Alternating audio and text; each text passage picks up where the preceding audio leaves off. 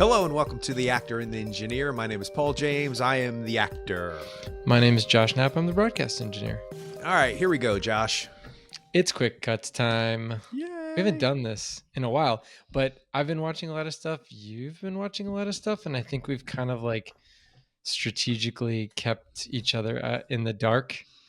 I don't know, strategically. We've mentioned a few of these that I'm going to talk That's about. true. They've come up a couple of times. TV shows wise, I've let you in on a couple that. Well, I guess I talked about Hacks last episode, but did you finish it? I did, and I am all caught up on the Bear. Yeah, the end of Hacks is like it, but it's like the end of the second season where it's kind of like there's like a trajectory, and there's kind of like a burp, So this one was a little tougher, though.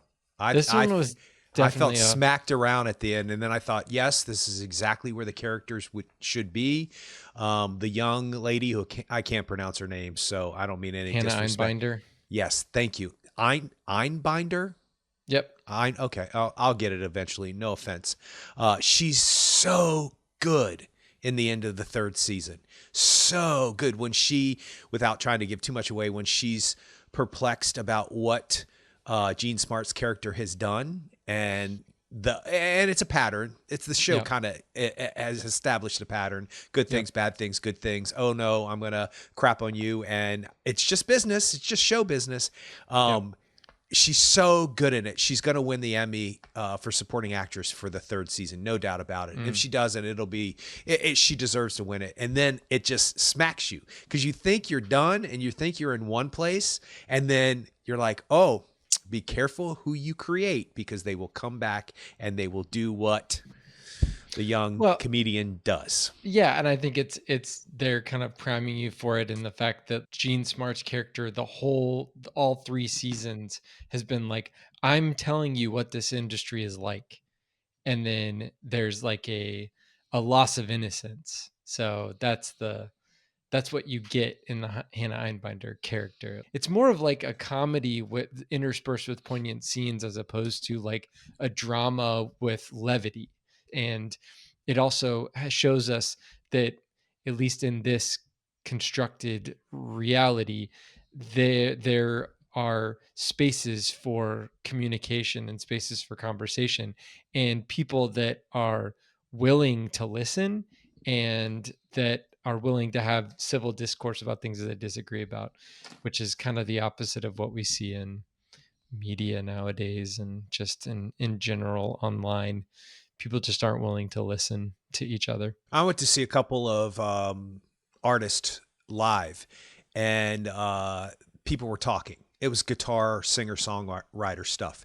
And people were talking, and one of the young people who was with the band went off stage and said, they're talking over us and blah, blah, blah, blah, blah. And the other performer responded by saying, but we don't know about the other people who are listening because we can't hear them. So in other words, there are people who are listening, so let's perform to them. If there are people talking, then what are we going to do? There's nothing that we can do. And it became this consensus of the crowd that if you wanted to talk, go back to the bar, go over to the bar. And then the crowd moved forward, and then that was it. We kind of contained it ourselves. So there are people who are listening. There are people who are responding to nuance. Maybe those aren't the people who are tweeting something or responding, because I think all the time logically through some memes and through some information on Facebook, but I never respond. As loud as I am as a human being, I never respond. I'm not great in words. That's one. And two, I always feel like I don't think anybody's really the nuance thing that we were talking about years ago that you brought up to me about how things need nuance and how we have to look at those things. And I just feel like I am very not quippy, very factual when I respond, and it can be very cold. And I've responded to people's texts sometimes like, sure, no problem. And I get back, what's the matter? Everything okay?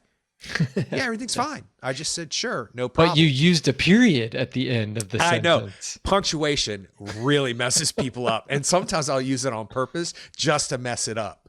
And, But there are young people who are in the social media communication world in their 20s that I work with, and we are constantly talking about the structure of a sentence. What's a semicolon for? What's a colon for? What's a period for? What's a comma for? What's this mean? What's that mean? Have you read this? Have you read that? People are listening. People are more engaged than we give them credit for, and I kind of am bothered by, let me get off my soapbox before I get too high up and my nose starts to bleed, but I am kind of bothered that the assumption is when somebody responds on social media, oh, they're not waiting for nuance and they're not listening to this. We don't know the other 30,000 people who are listening that haven't responded. So Yeah. it's hard for me to point a finger at a generation and go, this is why. I'm not pointing a finger at any specific generation. I'm just saying that it's much easier to engage with someone when you're face to face versus a tweet or a X or a text or a, whatever. So that's all. But yeah, I thought it's good because Hacks does tap into generational differences, taps into cultural differences, taps into societal differences, and it doesn't shy away from any of those things. It's very well written and very well acted. Yeah. And the extremely well acted. The last thing I'll say about Hacks is that it's it's not generational, and the younger person's not always learning. Gene Hackman, Jesus. Gene Smart's character. Remember the toilet paper scene when she's playing poker with the older guys and she had to leave? Yeah. And they were doing their colonoscopy medicine taking and blah, blah, blah. And then she took all the toilet paper because of what they said about bisexuality. I was like, oh, okay. We have an older generation person who's learned something from somebody who is not in her generation and, is not smarter or anything. But at the end, as she's walking down the driveway with the toilet paper, you cannot not laugh out loud. You just can't. It's two characters that are changing each other's lives a little bit at a time. And that's interesting to watch. And it's interesting that you said it's not a drama with levity, because I've been going back and forth with some friends about The Bear, speaking of finishing The Bear, and it's won all the comedy awards. Yeah. And they're like, it's not a comedy. You're right. It's not. It's a drama with levity, but the comedy is there. So I'm not so sure he's the best comedic actor of the year. You got Steve Martin in there, for the love of goodness gracious. But he is in a show where he plays a serious character that have all of these funny things that are just not your traditional things that are funny, and you can't discount that. So anyway. Yeah, well, The Bear was great. I know there have been reviews that said it wasn't as good as season 2, blah, blah, blah, blah, but I'm here for it. I ate up every episode. Did Jamie Lee Curtis win? She did. She did. Okay. So I know she won for like season 2, which she should have. Yes. But like her episode in season 3. She's going to win again. Golly. She's going to win again. She's better in the third season, in my opinion. She's a bit much in the second season, to the point where I was like, okay, we need to calm down a little bit. And the scene in the last episode, it resolves that, the first episode that she's in the second season. But her one episode this season is just, it's so good. And there's so much nuance in her face. She's barely moving the needle, but it means so much for the character. And we've only seen her like 3 times in this show. But at this time, you know so much about that character, and you're able to really like see that character grow and change in the short amount of time that we've seen her. So yeah, I mean, geez, wow, amazing. And I'm trying to look up the sister's name, and I can't find her. Oh yeah, that's Chris Elliott's daughter. That's Abby Elliott. Chris Elliott, the comedic actor who was in Saturday I know Night who Live, he is. She was on Saturday Night Live, and her name is Abby Elliott. She's great. She's fantastic. Yeah. She's when she dials and then you see the screen say "Mom," you're like, and then Jamie Lee Curtis shows up and she is exactly what you're expecting her to be. And I was raised by people like that. Those are a lot of my relatives are very much like that, doing 7 million things, like ADHD and out all over the place, drinking and smoking and just yelling and trying to baste the turkey. Oh, okay. It's like, okay, it's a turkey. Calm down. So maybe I was taking it a little personally, but I was like, she needs to calm down. But she's pitch perfect in the third season. So I'm Yeah. glad you finished those. Yeah, me too. Well, so this is a film podcast, so maybe tell me some movies that you've Who watched. cares? Well, I will say this. I rewatched a couple of things, and I'm going to say them really quick, and I only want to talk about one. So, of course, we watched Beetlejuice. We talked about Yes. that. Matrix Resurrection. I watched it again. Resurrections. Resurrection. The fourth one? The fourth one. Yeah, I like it. Okay. I think in about 10 years, people are going to come around to it. It's like people fought me on Fight Club. No pun intended. That's a brutally. What's it got to say? Masculinity, toxic. Blah. I was like, that movie is something. And then slowly it evolved into what now is considered one of the best of 1999. Speaking of which, so was The Matrix, which was released that same year. So anyway, time will tell. But I think Resurrection is as interesting as any of the sequels could be. Or whatever you want to call this one, because it's interesting how meta it is. I find it infinitely watchable. I like it. Sorry, I do.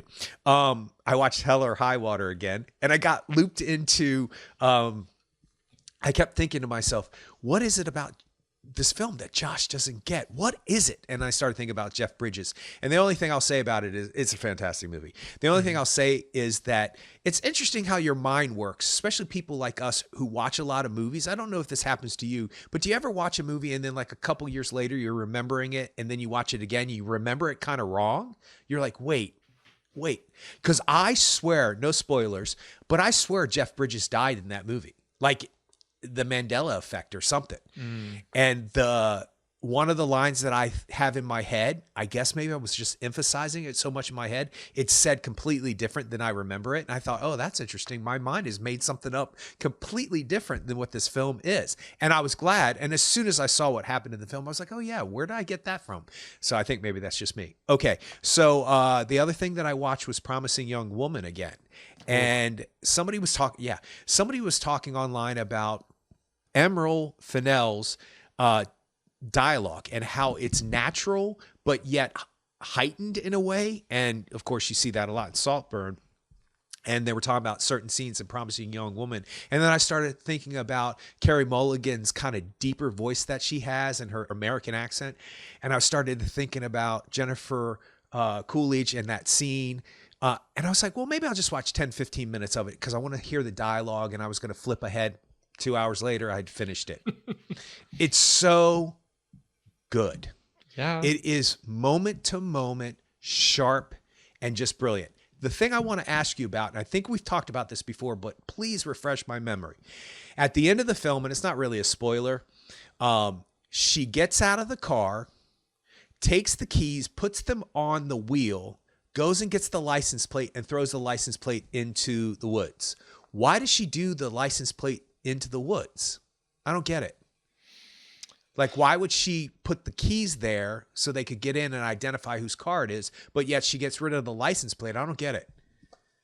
I'm not sure about the license plate. We may have even talked about this before. I think I'm we not have. really sure about the license plate. The key, though, I understand, so that it can't be removed, so that the car cannot be removed easily by a person. Does that make sense? No, because if she has the key on her when she walks up to the door, she doesn't. She puts them on the tire. No, I understand. But if she did have the key on her, I see. Okay, they'd be like, hey, let's get rid of whatever vehicle she used to get here. So that trying to be vague here, but yes, yeah. But that connotation is, at this point, see this movie. See this movie. I don't want to ruin it for anybody though, because like it's so good. You know, see this movie.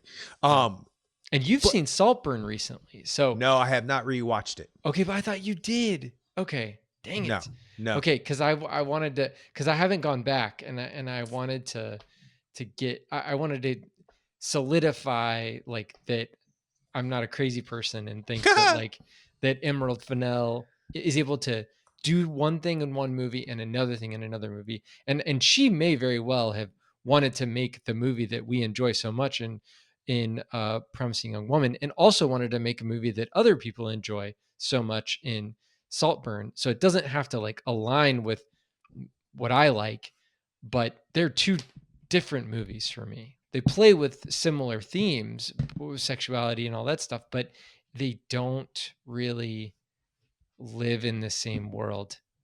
Yeah, that's hard for me because I feel like part of me kind of feels like I'm betrayed by her. It's like not that she owes me anything, but I feel like, it was an opportunity and it didn't come to fruition. For So you though, for me, people exactly, are but a lot crazy of people about love that. it. I get it. They could not shut up about that movie.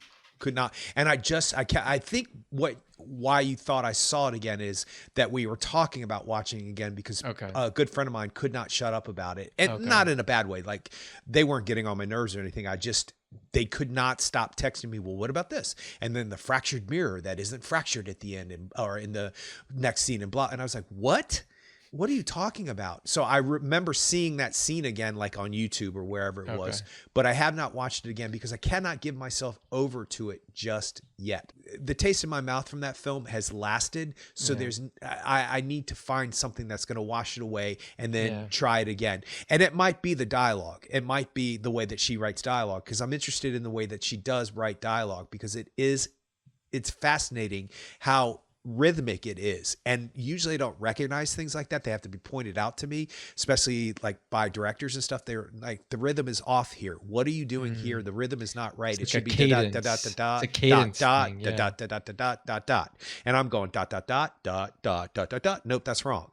And so usually I don't pick up on rhythms, but I did when I was watching Promising Young Woman. I was like, oh, rhythm. I can hear the rhythm, and she sounds exactly the same throughout every scene. It's the other people that try to change the rhythm and the way she brings it back down. And it might be partially Carey Mulligan and Fennell's, whatever her name. We say a lot of people's names wrong, We've by the said way. Fennell the whole time, but then I think I heard somebody say Fennel. So Is it Sam Mendes or Sam Mendez? Because I heard something completely different the other day. So anyway, the dialogue, rhythmic. I need to watch Saltburn with that intention in mind, not with trying to understand what the film she made is versus what I took from it. So anyway. Yeah. And I think for me, like it seemed like when I think back on it, it seems very music video-ish. Like it reminds me of when I would watch, the top 10 on Total Request Live Oh or yeah, I whatever, love that. it's like that kind of a thing. And I was like, okay, that's what it is, and maybe that's obviously what she wanted to make. Cause I listened to her in a Q&A right when the movie came out. And she was totally like, oh yeah, this is definitely a, college movie or whatever, you watch in your dorm room. So it's like, that's fine. No big deal. All right. So I watched Thelma and Louise for the first time. Never seen it. Just never seen it. Gina Davis does, like, when the movie started, I was like, oh, Susan Sarandon, this is her movie and she's just rocking it. But halfway through that movie, Gina Davis just takes over, and it's funny because they balance each other. You can tell that the two characters are long-term friends, and they're able to kind of like pick up for each other when necessary. And that's what I thought was interesting about that. Even when one of them is not comfortable about the situation, they're still in it. They're in it together.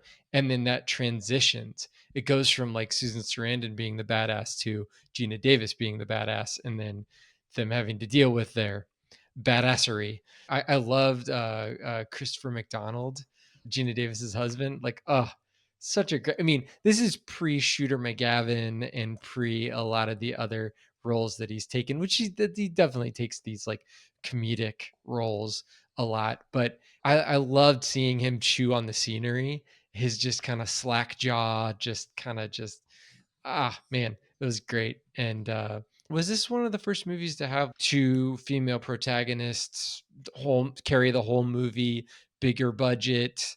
I mean, it Well, felt like it. it's a travel buddy movie, and that's Yeah, never been done with two women.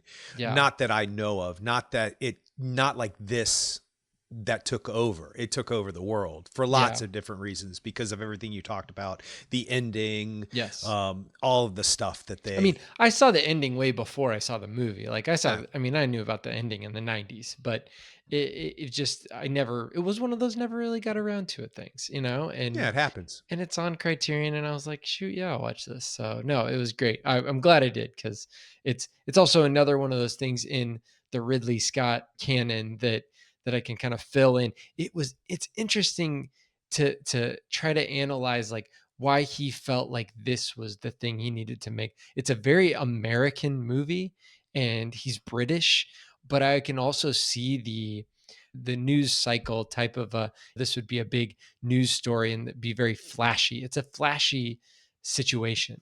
So how can Ridley Scott add his commercial flashiness to it? And I think he did a great job. I mean, and he allowed for the women in the film to have their space and to be the focus.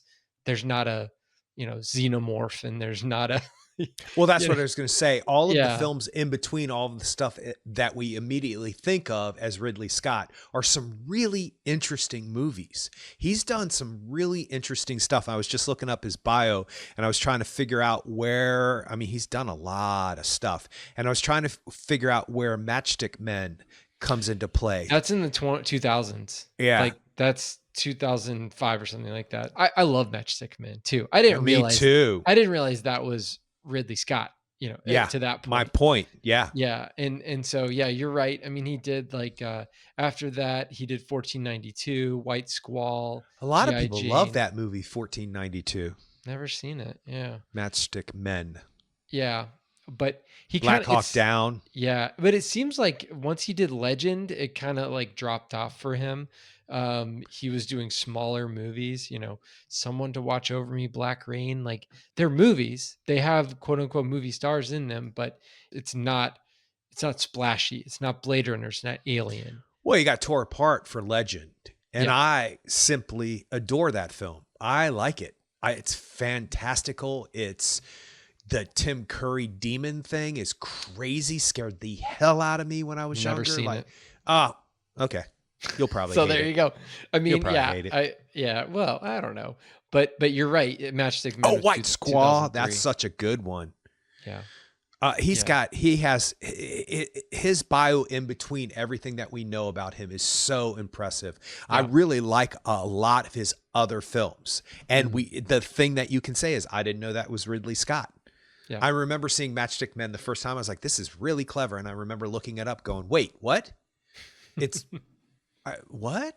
Like, Ridley Scott? yeah, it's like his brother, Tony Tony? Yeah. doing different stuff. Mhm. But that's what directors do. And, I love it. Yeah. yeah, me too. I also watched A Girl Walks Home Alone at Night. And have you ever heard of this movie? It's from 2015. It's an Iranian film Oh by no, you a told me about it female though. director. Yeah, writer director Anna Lily Amirpour, and she did like a short kind of a thing. Got money for it. Shot the film in the United States. Shot as it's an Iranian movie and an Iranian story, but it's essentially a vampire, a girl as a vampire going around this town and in kind of like getting rid of the unsavory characters in this small town. And it's very tone oriented. It's there's not a lot of dialogue. There's some like really great needle drops in the film, all black and white.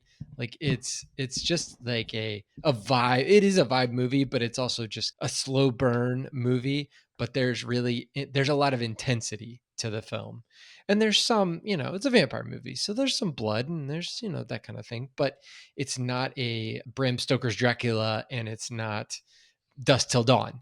It's more of a sensitive vampire movie. And there's a lot of allegory, there's a lot of symbolism. And I think that it was kind of a neat, I saw it in the theater and it was kind of a neat experience to see it big and in the theater. Like I said, the music choice is, I mean, it's songs that I don't really know about, but songs that seemed like they fit the feel of the film. So I was glad I got to see it for the first time in the theater like that, because it's like a lot of times either we're sold a movie like this is the movie you need to see in the theater, or there's a lot of there's a push for like publicity, things like that. But this movie kind of got a lot of press after it had come out, and I never wasn't able to see it in the theater. Of course I could have rented it or watched the streaming or whatever, but being able to see it and experience it in the theater for the first time was really cool. And I'm glad that there are kind of like repertory screenings of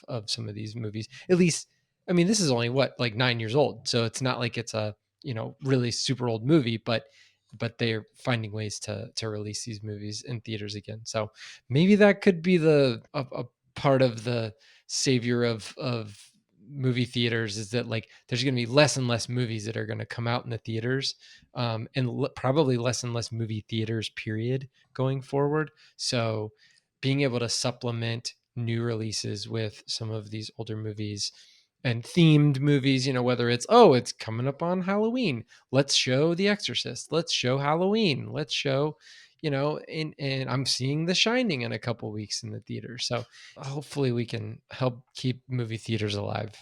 Now, I know keep movie theaters alive. A Quiet Room.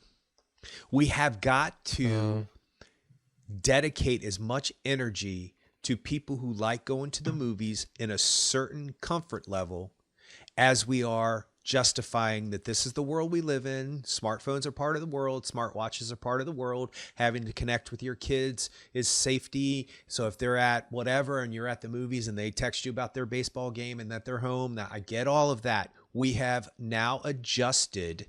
Well, that's just the world we live in. Cell phones, that's just the world we live in. That said, the other side to that is that there's a reason why there's a quiet car in a train. There's a reason why there's a quiet room in the auto dealership when you're waiting for your car. There is a reason, because there is a customer base that needs to be not disturbed by other people, because that's the generation they're from. So quiet rooms, quiet times where it can only be, and you actually regulate it, just like Alamo Drafthouse. It's not impossible to do. No. All right, so moving on to actual movies. So I had this strange, it's interesting that you just said Thelma and Louise, because I was just looking at the map because I'm going somewhere for Thanksgiving, and I was like, Texas is really big. I wonder what it was about Thelma and Louise that made her kept saying, I can't go through Texas. We can't go through Texas. And she's like, that's half the map. This is the whole map. We have to go. No, we're not going to go through Texas. And I thought that's a fantastic little nuance to a character that we don't learn anything about other than she is not going to go through Texas, which adds to the drama of them having to go around it and so forth and so on. So I was just thinking about that movie, and you're just talking about it right now. Yeah. There is a strange convergence of coincidences just recently, that being one now. And then the other day, for whatever reason, this is how my brain works, I was like, has anybody ever won an Oscar for a Neil Simon movie? I know that he's won a lot of people Tonys, but has anybody won an Oscar for one of his movies? And all I was thinking about was the plays that were transposed to movies, and I couldn't think of one. And then Maggie Smith died. And I went, oh, she won for California Suite, which is a Neil Simon movie, made for movie, written for the screen, not an actual play. And so I watched California Suite again in honor of her, and to see her Best Supporting Actress performance. And it's an interesting little tidbit of trivia. She's the only actor/actress in Oscar history for winning an Oscar for playing a character in a movie who loses the Oscar in the movie. Really? Yeah. She plays an actress and she's a very West End actress. The National Theater, she says in the beginning of the film, I've done this, I've done that, I've done Pinter, I've done 9 Shakespeares, and I finally get nominated for that bloody award, and it's for a comedy. And it's all about how she doesn't care. It's Hollywood, but really she does care. And she's freaked out the whole entire time. And her companion/husband, Michael Caine, who's also exquisite in it. Like, he wasn't nominated, but he should have been. But that was an interesting year, which I'll get to. So anyway, there have been actresses and actors who have been nominated and won the Oscar in a movie. Judy Garland's Star is Born, but did not win the Oscar for that movie. Judy Garland would have been the only one who had won for winning Best Actress in real life, for winning an Oscar as Best Actress in the movies. All that makes sense? Yep. We're okay, good. So Maggie Smith is the only actress who won the Oscar for losing the Oscar as her character. And then I started to look up the bio of Maggie Smith. Rest in peace. She was a talent. And I started to go, wait a second. That's the same year The Deer Hunter was nominated. And we just talked about that. And that she beat all of those people, not Meryl Streep for The Deer Hunter. And I started to look over at the people who won the Oscar or didn't win the Oscar for The Deer Hunter. And I was like, you know what? I'm going to watch Heaven's Gate. That's it. I'm watching it. I'm watching it. That's it. I'm watching it. And then Kristofferson died. And I was like, wait, Oh. whoa. I was like, this is really, really weird. This is the convergence of circumstances. And I had already set my mind in motion to watch Heaven's Gate, but I had not watched it yet. And then he died. And I was like, well, I've got to watch this movie now. And like, there's something about it. And so I watched Heaven's Gate, and I couldn't get my hands on the 3 hour and 40-minute version. So I watched the 2.5 hour theatrical release. And I knew exactly what was going to happen. I knew it couldn't be as bad as everybody has made it out to be. It's not a bad movie. The themes are almost identical to Deer Hunter, straight down the line to a love triangle between Christopher Walken, Kris Kristofferson, and Isabelle Huppert, who is like 25 maybe in this film, if that old.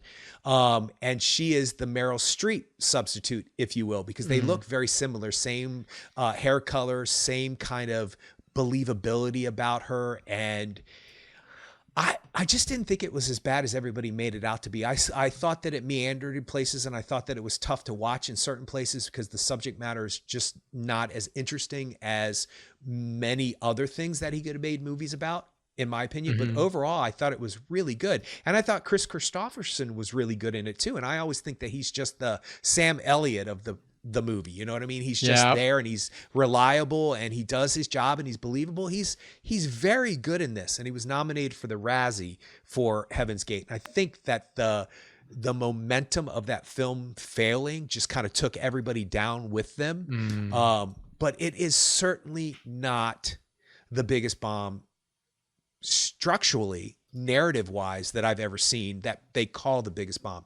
And the last thing I'll say about it is that it costs a lot of money to make this movie. But if you watch the movie with a certain perspective, you can see it on the screen. There are hundreds of thousands of extras in that film, and period clothing, specific period clothing for certain areas of the country at that time. And everybody's on horseback, and there's these huge horseback riding scenes and these huge battle scenes.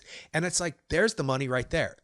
What were people's problem back then? We tend to, in America, I don't mean to be downing my country. I love America. I love being an American, but we tend to put things on pedestals and then we knock them down. We have a tendency to lift things up. And maybe between you and I off the record, Michael Cimino's karma might have caught up with him, because the movie is just not that bad. I thought I was going to be bored the whole entire time. I thought I was going to be like, oh, this is terrible. And it's not. I was engaged. I understood what was going on. I thought it looked interesting. I thought the title of the movie, where it came from, was interesting. Jeff Bridges in a younger performance. He's excellent. John Hurt, underused but excellent. Sam Waterston playing the bad guy. Very, very interesting stuff. So yeah, now I can finally say I've seen Heaven's Gate. Yeah. Well, and I think that weren't there production issues with Heaven's Gate? Was that? Yeah, I'm sure. So like that being a part of it, it's kind of like there's anticipation for something. It's the one after Deer Hunter, and then I think the industry may have kind of like hurt the movie. And we're, like you said, and like we talked about with Deer Hunter and all that stuff, like we're able to see movies divorced from the cultural mishmash that they're in at the time. We're able to see a movie from 40 years ago that it was separated from all of that. Like there's not the drama of, oh, this took too long, or whatever, people complaining, or that there being delays, or all that stuff, or hearing different stories. It's just a movie. It's just another movie for us. So I mean, that's the kind of, like, you have a little bit more of a clean slate to evaluate the movie with, whereas other people didn't, that's a good way to look at it. But I would counter that with what I said about Fight Club earlier. I was involved with all those conversations. I mean, not personally, but I remember, Rosie O'Donnell blasted it out of the water. It's violent and hyper graphic and gory, and it's just terrible and blah, blah, blah. And I remember thinking to myself, I like all these people. Mm-hmm. And I saw it in a second run dollar theater after it had left the movie theaters. So I was a little bit, I didn't see it immediately. But Yeah. I, halfway through that film, when the twist happens, or Yeah. 2/3 into the film, when the twist happens, I was like, people, are we, did, did any of you see that coming? Because I know I did not. And I'm Yeah. looking for stuff. And I Yeah. was looking for stuff because of the flashes of him. And I instinctually went, something is, what did he just say there? Why would he say that? Like Mm-hmm. and I was like, oh, my spidey sense, something's going on, but I had no clue. So yes, we can separate ourselves from Heaven's Gate, but even so, being in the world of loving movies, you constantly hear about that movie. You Yeah. constantly hear about You one of do. the biggest bombs being Heaven's Gate. Ishtar is the other one with Warren Beatty and Which I haven't Dustin seen, Hoffman. but I I've heard never it's seen it. good. I heard it's Of like, course. okay. Well, It's just directed like by Elaine May, who's hilarious. And I mean, it's got Dustin Hoffman and Warren Beatty in it. Like, I mean, just like we were talking about Matrix Resurrection, everything sometimes takes its time to get around. A lot of painters and visual artists, as we know, are not appreciated in their lifetime, and they're not appreciated until centuries later. yeah. So now people are talking about Heaven's Gate. We need to rewatch it. It's probably not as bad as we thought it was. And it's Mm. just simply not. If I knew nothing about that film, nothing about Michael Cimino, nothing about The Deer Hunter, I would have said I enjoyed that watching experience. Hmm. So there you go. Well, that's good. Well, speaking of hubris and large attitudes, I watched Myself or Michael Cimino? no, Michael Cimino. I know. I'm just kidding. For the first time, I watched Agira, the Wrath of God, the Werner Herzog film with Klaus Kinski. Have you heard of any of his? I've heard Okay. all those things before, but Or I know okay, nothing about it. Fitzcarraldo's another movie they did together. Werner Herzog's German. He was in The Mandalorian. He was in the first season. Older guy at the beginning who's selling Grogu, like, or trying to buy Oh yeah. Grogu, Oh and yeah. yes, and wanting to do a bunch of experiments on him. So anyway, he's a director. He was the bad guy in Jack Reacher, but he's a director. A lot of documentaries. He did Grizzly Man, that kind of stuff. So, but Agira, the Wrath of God is the first time that he worked with the actor Klaus Kinski, and they're in the Peruvian jungle and they're shooting all of these. It's essentially kind of like a part of the Spanish conquistadors trying to find El Dorado is what it is. And they shot it with a very small crew and, a bunch of actors just literally going down these South American rivers. They actually did it all. There's no CGI in 1972. That's another thing about Heaven's Gate that I think people are going, what did they spend the money on? I was like, there's no CGI, people. Yep. All of those, and it looks dangerous. Like you can tell that those things would not happen nowadays. There's some horse stuff that, remember we were watching, what were we watching? The Searchers, and the horses were falling on people and stuff. And you're Yeah, like, they're wait, well, that that's came, no big deal. yeah, that's great. That's so real. Keep doing that. Anyway, sorry to interrupt Yeah, you. no, I mean it's the same thing. There's a horse thing in Agira the Wrath of God. We're just like, oh, that's not good for that horse. But I mean, it's a ambitious film for a young director and a madman of an actor, and that he gets a performance out of. I mean, it's just it's somewhat slow, and there's a lot of scenes that seem a bit awkward, and it's definitely a slow, like a low hum of a movie, Mm. where there's just kind of like you can kind of see machinations of like power struggles and things like that, and you kind of know it's not going to end well for anybody. But it goes back to that whole conquest type thing, like, hey, all this land is ours. They're literally going down a river and signing a piece of paper saying they're like, we now own all of this land. And it's like, oh, let's kill the savages. And it's just like, oh geez, man, this is rough. That doesn't sound familiar at all. so so yeah, it's that kind of stuff. So I'm interested to watch Fitzcarraldo, especially too, because it's another pairing of actor director. And Fitzcarraldo is about, and all I know is just kind of like the very quick like one line, someone who as an appreciation for the opera, takes a steamboat and wants to establish the opera in the, I don't know, the Amazon or something like that, and tries to get it over a mountain. They literally have to take a ship over a mountain. And so of course Werner Herzog has to do that in the movie, like practically. So now we get into the parallels between the main character and the filmmaker. And so we start dealing with, okay, so you're making a movie about how this main character is crazy for wanting to do this, but you're doing it. So how does that work out? I do want to discuss one of the last films on my list. So I saw The Deliverance. Have you heard about that? The Deliverance or Deliverance? No, The Deliverance. The horror film that Lee Daniels just did with Oh, no, I haven't seen it. Oh, you haven't heard anything about it? Mm-mm. Okay. It's called The Deliverance. There's a bunch of memes with Glenn Close, and it's a very structurally unsound film.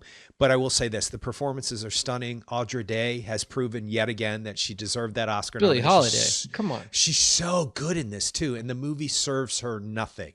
Like they are just good. And also Anjanae Ellis Taylor, also nominated for King Richard. She's in it. She's very good. And Monique has come back to working with Lee Daniels. And she won her Oscar, obviously, for Precious. And the performances are stunning. Even Glenn Close, who's turning into Johnny Depp, by the way. Everything's got to have some kind of character thing, makeup, hair, and stuff like that. But she pulls it off. She really does pull it off. She plays a character that's not in the original story. But Lee Daniels said that it was important that this person was part of this culture, because this is the person that has been missing from movies in this culture. And so it's not a recommendation per se, but the performances are stunning. And I just thought, this is why people have Oscars. This is why people have Oscar nominations. This is true acting, even amongst all of what's going on in what people have called a mess of a movie. I'm not calling it that. People are calling it a mess of a movie. That they can rise above the material if the material is considered bad and become just. There's a moment Monique has that I'm like, get whatever's happening with her, go away. All of the stuff around her needs to just go away. I don't know if she caused it, if it's true, what happened with Oprah and all this stuff that she always go away. I need for her to just act and be in movies, because she is stunningly great. There's a moment in this movie that is just heart-poundingly great. And no matter what she does, she's won an Oscar, deservedly so. No matter what she will do, she has these moments in these films that I think only her, only in that moment, only this time. And luckily we had it filmed, because now we get to experience it. So that's okay. Well, now we've got Captain Phillips moments. I mean, is this like a Monique moment? It's a separate thing.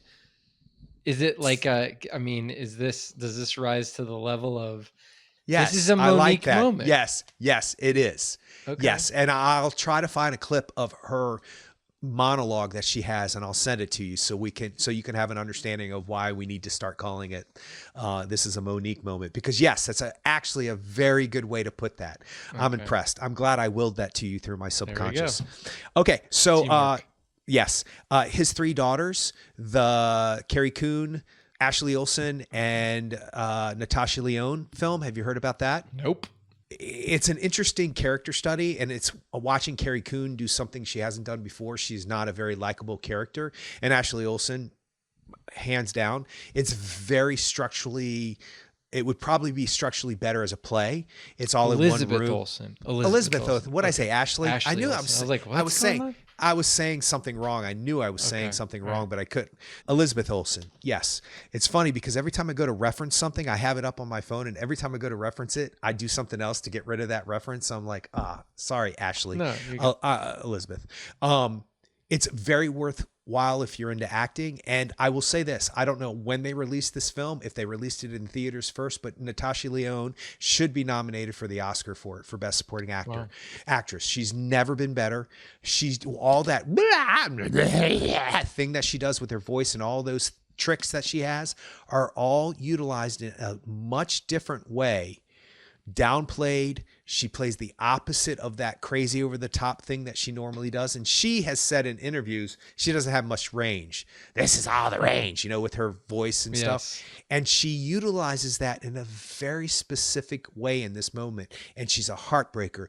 And if there is anything interesting that happens in the Oscar race this year, I hope it's her, because she's never been better. Okay, so well, hold on, that makes me interested because I do know what you're talking about with Natasha Lyonne in Poker Face, because within quick succession I watched Poker Face and then I also watched Russian Doll, and they're adjacent characters, sure, and so the fact that you're talking about her and that she is just stretching herself, like that's what I kind of was feeling about Aquafina, like seeing her in like Shang-Chi, and then seeing, we just watched like Jackpot, but she has the capacity to do something different. The Farewell was a departure from all of that. Mm-hmm. So she has that capability. She has that range. And I guess I haven't seen that in Natasha Lyonne. So this is... Well, I guess it depends on what you're calling range. I think what she's talking about is the difference between her and Meryl Streep. Meryl Streep has accents and different character choices as an actress. I think sometimes range is being talked about as if what the emotional level you can go to, how much darkness you can go to, how much levity you can go to, how much lightness can you go to. And I have never seen her go where she goes in this. I'm not saying she's completely different, like she's unrecognizable. She's not Riley Keough. Did I get her name right? That's right. Yeah. Or Sienna Miller. Yeah, exactly. Those are perfect examples. But there's something different. The moment you see her in this film, something's different. Now, the circumstances are dark, and it's already set up for her to be who she is because of the circumstances, if you will. I've never seen her so vulnerable, and I was impressed by her. And there's that intangible quality that I feel when I see somebody who's not being recognized or kind of is talking about, on the fringe about, oh, this is Oscar worthy and stuff like that. They've never been better. There's some terms that they use in reviews. She surprised me. Her level of emotional integrity was deep. There are things that I have already thought of that then they're written about in reviews, and I go, oh, okay, these are those trigger words that when somebody gets nominated for an Oscar and I said, oh, so-and-so should be nominated, these are the trigger words that I read about, maybe not Oscar worthy, if you will, or this is her Oscar chance or whatever. But when you look back on things, Kiwi Kwan, if you read the reviews of Everything Everywhere All at Once, even Michelle, yes, they're talking, she's never been better, she's great. Not once did they say Oscar worthy per se. And then all of a sudden we know what happened with that. So anyway, enough of that. The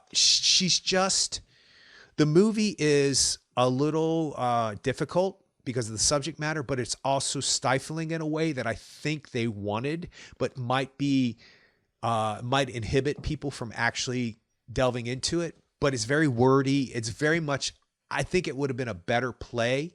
And to see these three actresses, or four if you count Ashley, to see these three actresses on stage doing this would have been mind blowing. They would have been fighting each other tooth and nail for the Tony, because it's interesting what each person does and how different they are than what you're expecting this actress to be. So that's good. All right. So that's all of the movies that I've seen. Well, I saw Leave the World Behind, but whatever.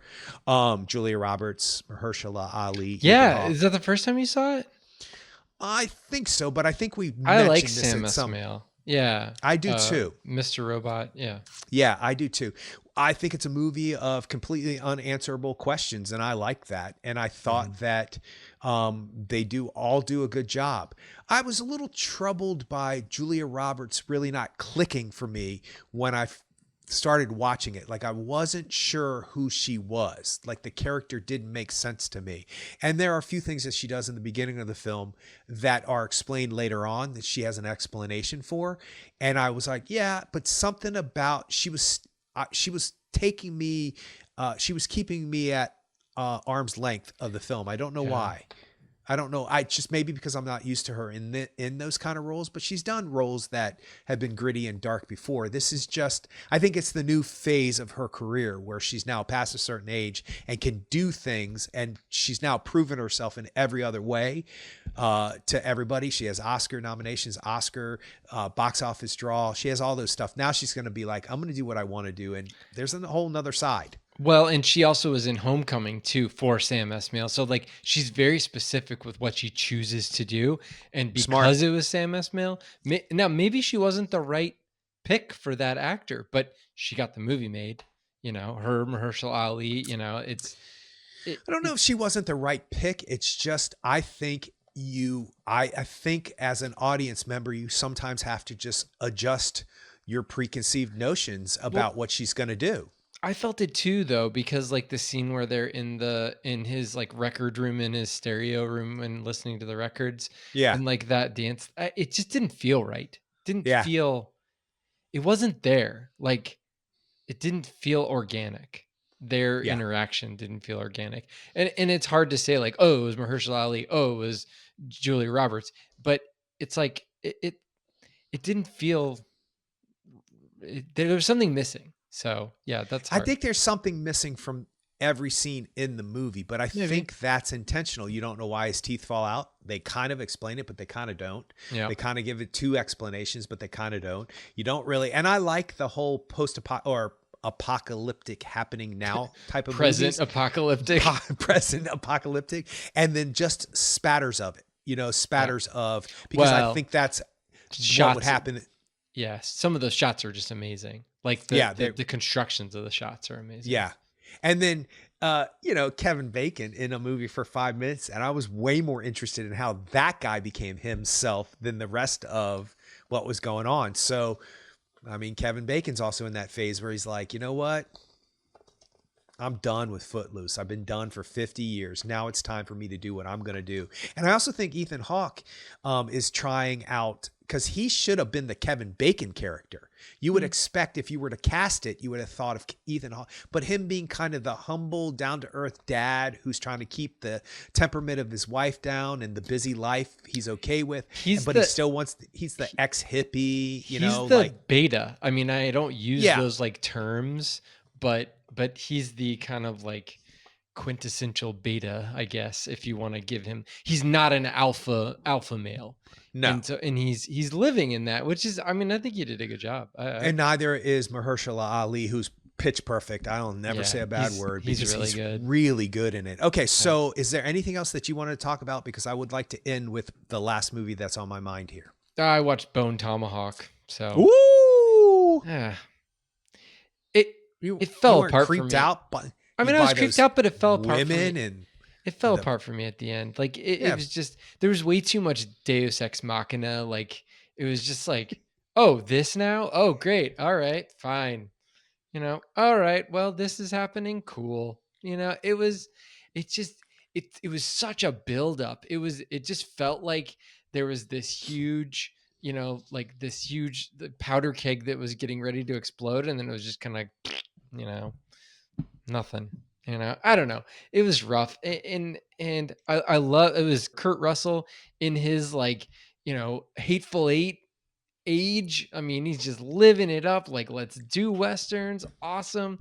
I mean, the female character in the movie played by Lily Simmons, like it was just, I mean, she essentially was just kind of like a pretty woman, and there was really no character development at all. They're like, oh, look, she's a doctor. And it's like, oh, fine, whatever. I don't know. Matthew Fox was great. Richard Jenkins was amazing. Richard Jenkins is amazing and everything, but like he essentially, like if this movie could have been saved for me, it would have been saved by Richard Jenkins, because he was awesome. He offered that comedic element to the film that it really needed to sustain itself, but you couldn't.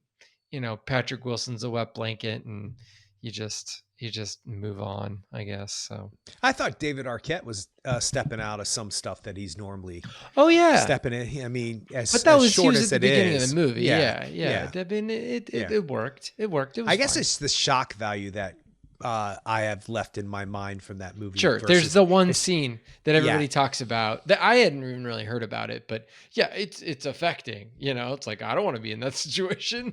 And then when you Shoot 'em. started to go through all of the things, I was like, yeah, okay, yeah, okay, Uh, yeah, okay, yeah, okay, okay. I can't argue with any of them.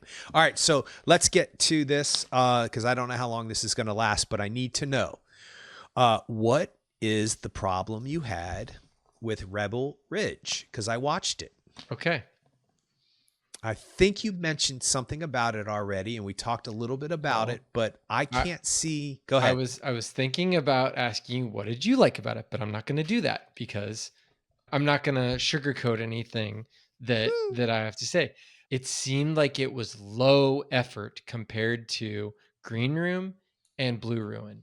It's the same movie. It's exactly structurally the same movies. All three of them are exactly the same.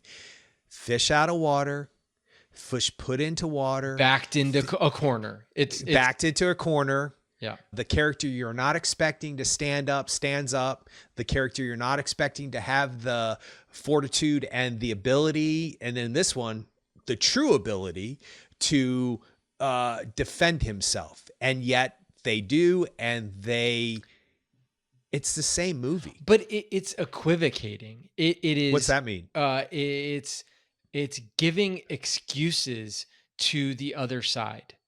It's saying, I know that you're fighting against this thing, but well, there's a reasoning. But like Don Johnson's not that bad of a guy because he's got to, he's got to make sure he's got a budget. So that's why he's taking all this money. And it was an extra added element that didn't like it just didn't make sense. Like, so it's like it starts off like, hey, police brutality, small town, going after a black guy. That's how it starts off.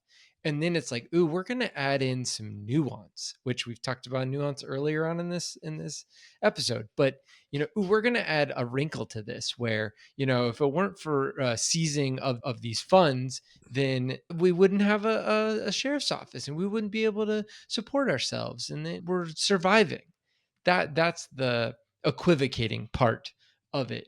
So you've got the clerk, the girl in the clerk's office, and you've got the black female police officer, and it felt very laid out. There were no surprises. Blue Ruin was nothing but surprises. Green Room, I was shocked multiple times throughout the film, and I didn't know how it was going to end, and I didn't understand what the eventuality of the situation was going to be. If you read the description of Blue Ruin, and I'll look up what it says is a mysterious outsider's quiet life is turned upside down when he returns to his childhood home. Okay, mysterious stranger going through a place that he doesn't necessarily want to go through. Same thing as Rebel Ridge. Proving himself an amateur assassin, he winds up in a brutal fight to protect his estranged family. You change that to assassin, trained assassin, to his assumed family being the cop who changes his ways, and the lawyer. Veruca Salt, by the way. Oh, no, she's not Veruca Salt. That's a band. That's the character from Willy Wonka. That I know, but it's also a band. But the remake version, the Tim Burton movie, the Violet, you're turning Violet. Yeah, okay. That girl is the lawyer in Rebel Ridge grown up. No way. Yeah, because her face was like something about her. What's her face? What's her face? What's her face? Her face is somebody's. Whose face is she? And as I was going to look up her IMDb bio, I was like, Violet, you're turning Violet, which of course is not in that version of the movie. But anyway, so yeah, so his assumed family, he protects them from. I bet you if you read Green Room, it's going to read exactly the same thing. I'm not saying that that's a bad thing. There are directors out there who direct the same movie over and over again. Harper Lee said, you write the same book over and over again. You just set it in a different time and a different thing and blah, blah, blah, even though she didn't do it till much later on. But the situations are so absurd and illogical. The just in a nick of time moments in Rebel Ridge are sometimes harder to buy. How did he not get shot? How did he do this? How did he do that? I get all of that. But if you're looking at the basis of what this film is based on the other films, Jeremy, what's his name? Saunier? Saunier. IER. What? French. It's English is impossible. It's French, you idiot. It's in, yes, thank you. I accept that. I accept I am an idiot and I am learning. Anyway, if you look at the themes and the motivations of all the characters in all of those films, they're exactly the same. So I was actually uplifted by the fact that he was able to take his same themes and his same characters and integrate them into something else without ever mentioning, obviously, it's a black man in a white country town. They don't ever specifically say things that you would expect them to say. I'm not talking about the racial connotations of what the cops say and stuff like that. I'm talking about actually pointing out that this is happening to a black man in this white sheriff's town. Now, they mentioned later on, I didn't know who you were, because they didn't know his history. And there's a connotation that they assume because he's a black guy, he couldn't possibly have done what he's done in the military because no black guy is worthy of that. There's a connotation to that, but it's not spoken. And I thought that was quite brilliant. The audience is savvy and well-educated on these issues to the point where we automatically assume when we're, a person of what I always say, more melanin in their system is riding a bike and you see a cop car come up, our hearts race because we know what's going to happen. And Jeremy Saunier, he never leans into the obvious. Now, there are other things that he leans into the obvious about. Some of the dialogue and some of the structure of the scenes are pretty obvious, but there's nothing more of a surprise that happens to what's his name in Green Room than that happens to this. I mean, I knew how Green Room was going to end halfway through it. I didn't know that he was going to get half of his arm hacked off, and I didn't know all that stuff was going to go. And I didn't know that he was going to try to befriend Imogen Poots, even though he shouldn't have. And I didn't know that the actual clever last little scene was going to happen the way that it is. But I know that's the movie. That's the difference. But like, that's sort of the same thing. You don't know he's going to get away in this. You don't know if the lawyer's going to go. You didn't know the cop was going to turn. Well, you didn't. So for me, it's the lack of style. I think that's what it comes down to. There's little style in this film as far as like shot selection and it's clinical. It's a Netflix movie. It is. It's a Netflix movie. I can't argue that. I mean, I'm saying that sounding like I'm being defensive. I see why you say that. It did not bother me at all. Not for a split second. Okay. I will say this, even though I made an earlier prediction, if Don Johnson had one more scene in this movie where you actually saw his heart and not just his character, because he is solidly great in this. He is so solid. Like, it's hard pressed to believe that that's the guy from Miami Vice and that we're so used to him being borderline hokey at this point, but he's not. He was entrenched inside this character, and I thought he was amazing. He better be, because it's about the fourth time he's played this character. Okay, that's fair. That's fair. That's fair, but there's something deeper and darker about this guy and if he just had a scene where his wife died in childbirth, or this is why he's motivated because this black guy did this to him, not to justify any racially motivated anything, not to justify that, but those kind of characters do. And the fact that you feeling sympathetic to somebody who has decided a whole culture of people are bad because this one thing happened to them, which is America on some level, but at least you have an understanding and you can sympathize with him on some human level. If he had that scene, I'm telling you, people would be talking about him in a different manner. They just would. And what's the lead guy's name? Aaron Pierre? Yeah. He's British. He is stunningly good looking, first of all. His eyes are mesmerizing. There is a character by the name of John Stewart. He's a Green Lantern in DC. And they've been looking to cast him for forever. And there's a Green Lantern series coming out. And I'm not sure if they've casted a John Stewart in that, because I think it's the original Green Lantern or not the Golden Age Green Lantern. Hal Jordan is the Green Lantern. And I think Friday Night Lights, Kyle, Oh, Kyle Chandler. Yes. He's been cast as Hal Jordan. Perfect. As soon as I saw it, I was like, yes, because Green Lantern's like in my top 5 of all characters. Anyway, Jon Stewart, they've been looking for him.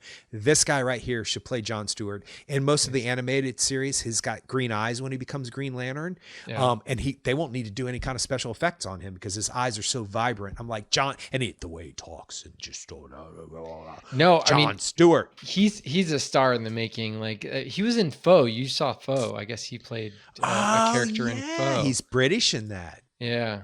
Yeah. I mean, yes. And I was talking to somebody at work about it a while ago after I saw it, and I was just like, yeah, dude's a superhero. Like he's just a superhero. I mean, that is what he is. So, and I'm excited to see what he does in the future. But yeah, I don't know. I was expecting way too much from it. That I just was. But that's not. But I don't think that you should have to rationalize or justify your stuff away by saying you were expecting too much. That's not. I mean, that's what we expect when we expect things when we see bands that we love or music that we love or plays that we love or people as actors. We're expecting a certain level, and it's not their fault that the expectation that we have expectations that usually let us down. It's usually because they're not right for the part or the play doesn't work or structurally you are uninterested in it. And I think you put your finger on it, which makes sense to me. It wasn't stylistically what you have already been set up for. Yeah. So, I mean, in a way though, that might be a good thing that he can make a Netflix movie and entertain people, and because it did fairly well. Yeah. It caught on. And I listened to an interview with him and he talked about how he wanted to make a movie that he could watch with his kids. He's got teenage kids or whatever. So, it's like, yeah, it's still an R-rated movie and it's still got serious subjects, but. And language. It's not Green Room. And it's not Blue Ruin. Okay. That's totally fair. But think about it this way. So when you say, hey, you like Ridley Scott? Watch Matchstick Men. And then the person goes and watches Matchstick Men or Thelma and Louise. And they come back and they go, it's not Alien. It's not Gladiator. It's not Gladiator. So these people have more things to offer. Just because it's not that doesn't mean it's not worthy of a discussion. Yeah, there you go. All right, you can check us out on the web at actorengineer.com. You can go to facebook.com/actorengineer.